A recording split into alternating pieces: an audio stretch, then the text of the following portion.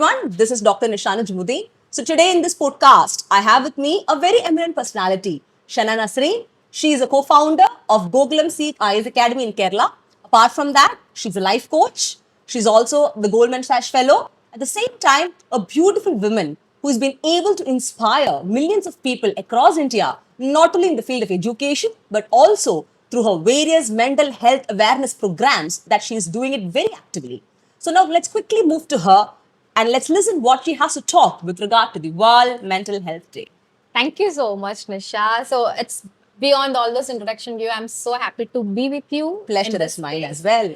Yeah. So as you said, we are on a very, say in this month of October happens to be the observance of Mental Health Month. So programs are going on across. So this time, WHO has stressed on work-life balance also. But when I thought to have a discussion with you, I felt like yourself being a personality of like working women, obviously, working women in multiple dimensions. See, I've seen you in fashion, Yeah. teacher, and much more, right?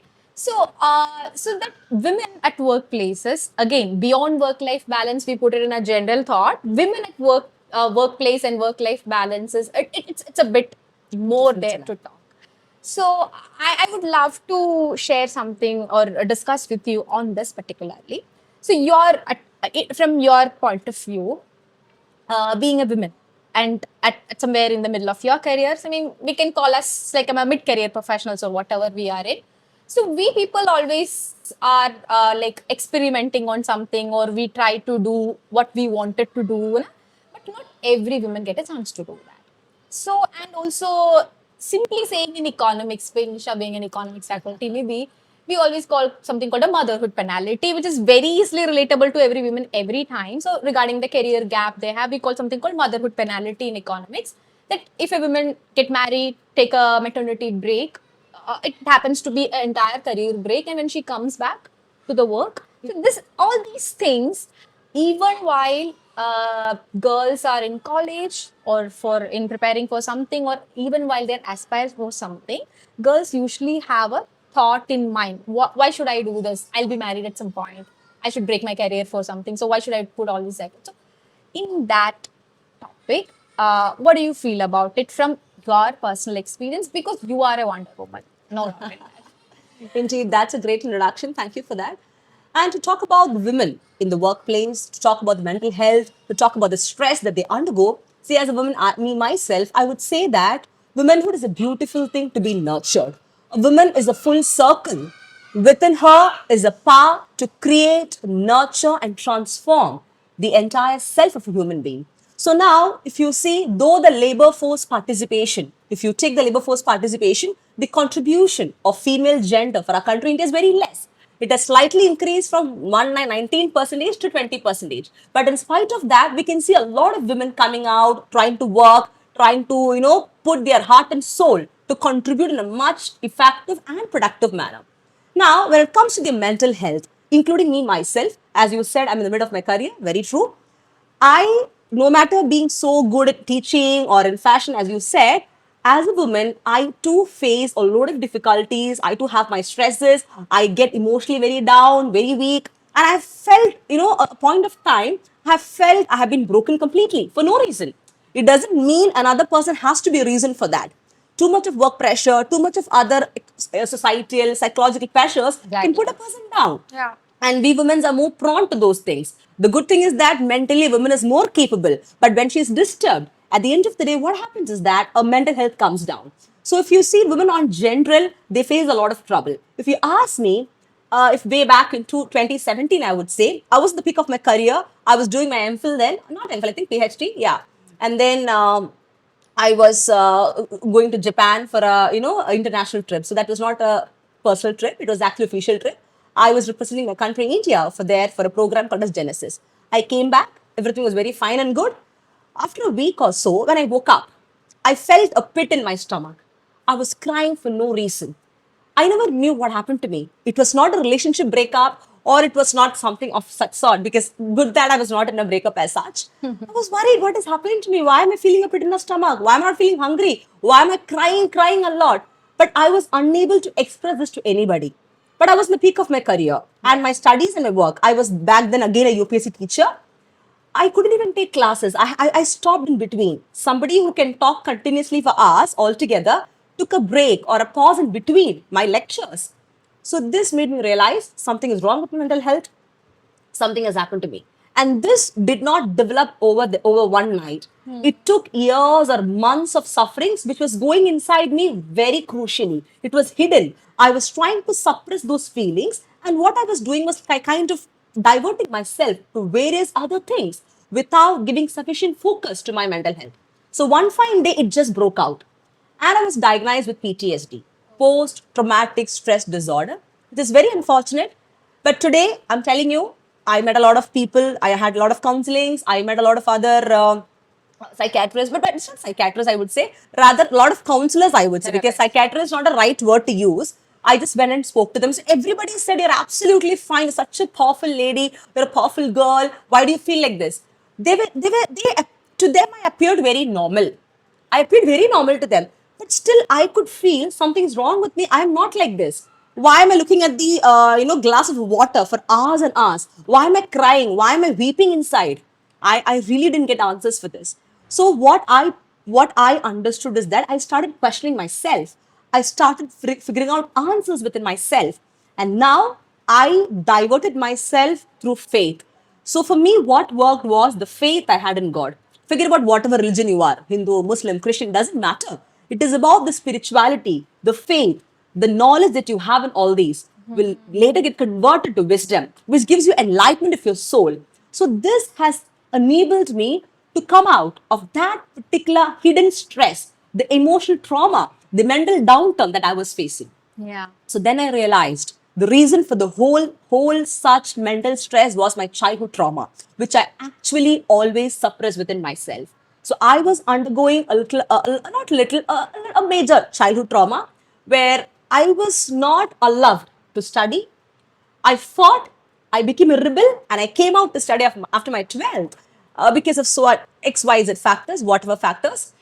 And then those times I was not able to express myself. So what happened? Over the years, it went inside me slowly and gradually. And one fine day, it just came out. And you won't believe I never had boyfriends during that time. Neither in my school nor my college. Come on, man. Every of my friend had, but I never had during that time. So I regret for that sometimes because that is the age to actually have it. But anyways, I'm more happy now because I have one now. I'm more happy about it. But anyways, bitch. So nobody to share as well. So what happens? You fight alone the battle. So then I understood, go stand in front of a mirror, fight the battle with your own self, because that is the most beautiful thing. And what I understood from the mental health journey is that mental health is actually not a destination, it is a process. It is about how you drive yourself. It is not about where you go. So it is something, where I realized, as you said, it is okay to be not okay, but it's very important to seek help. And the seeking of help comes with people whom you want to talk to, whom you want to figure out. And I never used to enjoy the company of too many people, to be precise. I'm extremely an extrovert person when others see me. But if you see in my personal space, I'm an ambivert, and I can sit quiet for 8 hours continuously in my personal space. But in my professional space, I keep on and on talking because as a teacher, I have to do that. So this made me understand the kind of personality I have within myself and how do I value myself. So I'm in a stage of life where, as a woman, having undergone so many things, I realized that after one point of time, self-worth and self-esteem are two important things that is worth anything for a woman. No matter whatever, she should not or cannot compromise even 0.1 percentage for that perspective. And I have recovered whatever stress or struggles I was undergoing through self healing and self love. Trust me, I love to groom myself so beautifully. I love to wear makeup. I love to comb my hair. I love to wear beautiful dresses, very classy, elegant dresses. I love to flaunt myself. If people say find something wrong, then it's perfectly fine. If that makes me happy, what does it mean? Exactly. And nobody is paying my bloody bills. So why would I even take your opinion? So Exactly. as a woman, all these things help me. This from that point. So everything of your personal experience, what I can take from it is that about you found your way. Exactly. You found your way, and where you entered there, I do the things I love, right? And to get this strength that you have now, I can see millions of women listening to us struggling over it even now. They might be financially independent in the terms that they might be drawing a figure salary or whatever, but still they are not able to speak loud as maybe me or you does, or not even say that, as we said, I need to buy a lipstick of my favorite, Exactly. whatever it is. It's not because she's not earning. That is the point in that. That is where we call this so-called patriarchy or whatever. It's since from the Vedic period. India is what would say that it goes on. See, in different versions. So there I find something very important is that when it comes to this so-called equality, reservation, maybe work life, I mean work proportion, professional proportion for women being gay. Still, this gives a double burden on women. Double burden on women. It's not about me or you, I'm saying. It's about those Exactly. million women out there. That double burden that they are going through is that where first thing beyond, see, if they are looking after a family or whatever, they have to do their office job plus this. They're supposed to get it done themselves. So it's like a indirectly imposed one, which being women get genetically, would Hidden say, slavery, I would put it yeah, as. Hidden slavery is exactly. what they're doing. No matter Exactly. they're financially independent, they're doing everything. But at the end of the day, you are bound to do these things. And it is you who should do it. It's a kind of hidden slavery.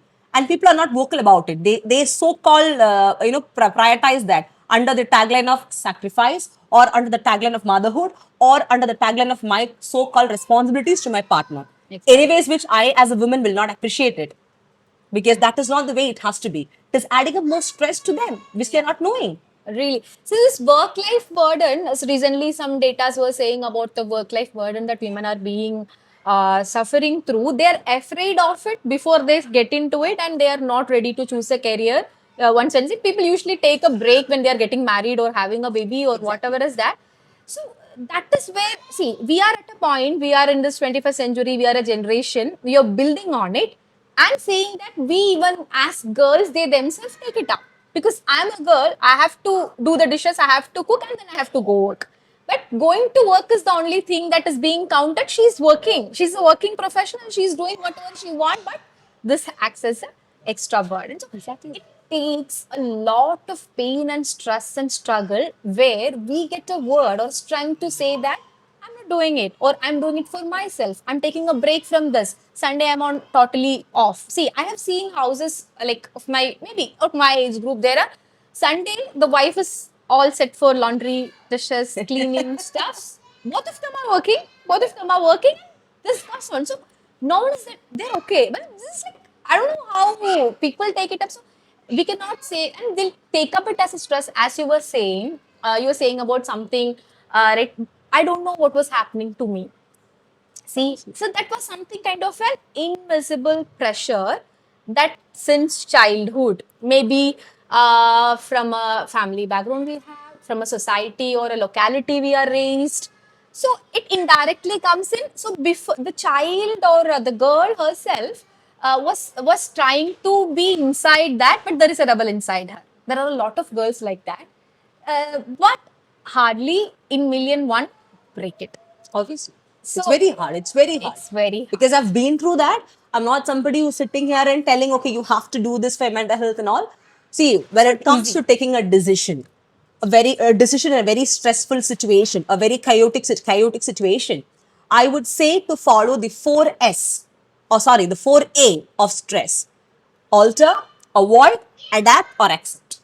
If you do this, trust me, you'll be able to work wonders with your own life because overcoming the challenges what you have is quite easy. But the real mental health development or success for any individual, be it a man or a woman, it happens not when you're able to fight or overcome the challenges you're facing with mental health, but rather when you're able to grow with that particular stress you're facing. There comes the real victory for you.